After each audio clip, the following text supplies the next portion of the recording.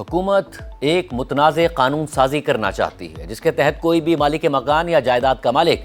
ٹیلی com companies کو اپنی جگہ فراہم کرنے سے انکار نہیں کر سکے گا۔ یعنی آپ کی اپنی ہی جائیداد پر کیا ہوگا، کون سے آلات لگیں گے، ٹاور لگے گا نہیں لگے گا، اس متنازع بل کی منظوری کے بعد یہ فیصلہ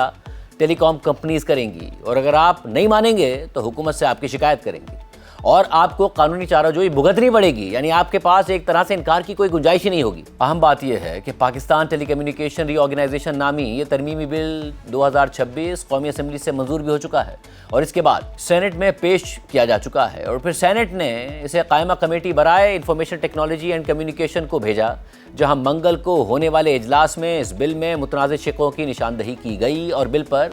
بحث کو مؤخر کر دیا گیا۔ قائمہ کمیٹی کی چیئرپرسن اور پیپلز پارٹی کی سینیٹر پلوشہ خان کا کہنا ہے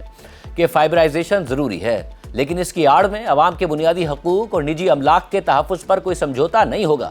سینٹ کمیٹی میں بل کا تفصیلی جائزہ لینے کے دوران متعدد متنازع شقوں پر سنجیدہ تحفظات سامنے آئے۔ ہم ایسی تمام شقوں میں ضروری ترمیم لائیں گے تاکہ ترقی کے ساتھ ساتھ عام شہریوں کے حقوق، انصاف اور قانونی تحفظ کو بھی یقینی بنایا جا سکے۔ اس کے علاوہ پیپلز پارٹی کا دعویٰ ہے کہ حکومت نے یہ بل فائنانس بل کی آڑ میں جلد بازی میں منظور کروا لیا اور اس پر بحث نہیں کی گئی۔ قومی اسمبلی سے منظور ہونے والے اس ترمیمی بل میں ٹیلی کام کمپنیز کو فائبر آپٹک بچھانے،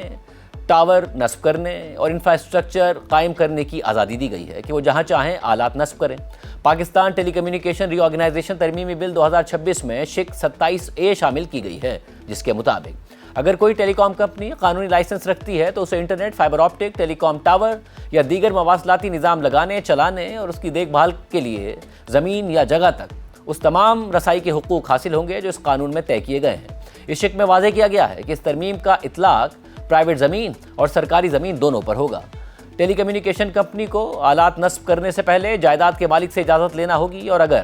15 دن کے اندر کوئی جواب نہیں دیا گیا تو ایک ریمائنڈر دینا ہوگا۔ اسی طرح پبلک انفراسٹرکچر یعنی سرکاری زمین کے معاملے میں درخواست کے 30 دن کے اندر اگر جواب نہیں دیا گیا تو بھی ریمائنڈر دیا جائے گا اور اس کے بعد درخواست کو منظور سمجھا جائے گا۔ اگر پرائیویٹ زمین کا مالک 30 دن تک کوئی جواب نہیں دیتا تو ٹیلی کام کمپنی اس معاملے کو حکومت کے پاس لے جا سکتی ہے۔ بل کے مطابق پبلک انفراسٹرکچر پر آلات لگانے کی صورت میں کوئی چارجز، فیس اور کرایہ نہیں ہوگا، جبکہ پرائیویٹ زمین کے معاملے میں ٹیلی کام کمپنی اور زمین کا مالک اپنی مرضی سے اگریمنٹ طے کر سکتا ہے، اور اگر دونوں کے درمیان کوئی اگریمنٹ نہیں ہوا تو اس معاملے میں حکومت مداخلت کرے گی اور دونوں کے درمیان معاملہ حل کرے گی۔ اسی طرح private housing societies, cooperative housing schemes, رہائشی اور commercial, non commercial, estate management ادارے، کنٹونمنٹس اور ڈیفنس ہاؤسنگ اتھارٹیز کی زمین پر آلات نصب کرنے کی کوئی فیس، چارجز اور کرایہ نہیں ہوگا۔ اس کے علاوہ ترمیمی بل کی شق 27B میں جرمانے کا ذکر کیا گیا ہے کہ حکومت زمین کے مالک پر تاخیر کرنے یا رکاوٹ پیدا کرنے پر 5 کروڑ روپے تک کا جرمانہ عائد کر سکتی ہے۔ یعنی اگر کوئی شخص ٹیلی کام کمپنی کو اپنی زمین دینے میں تاخیر کرے یا رکاوٹ ڈالے